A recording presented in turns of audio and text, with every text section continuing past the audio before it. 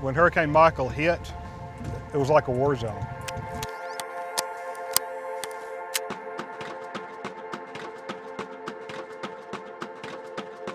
Most of our guys that came over from Cowan live on the Gulf Coast, so we've experienced storms. We understand what that's about. We have a family here that was affected dramatically, and we're happy to help in any way we can. All of us, we're in charge of building the world that we want to live in. So if we want the world to be a better place, kind of got to get your hands dirty along the way to make it a better place. Can't just sit in our offices and desks in comfy homes and hope that it's going to be better for other people. We can't change what happened when Hurricane Michael came in, but what we can do is a little bit of a small part to help people get a fresh start.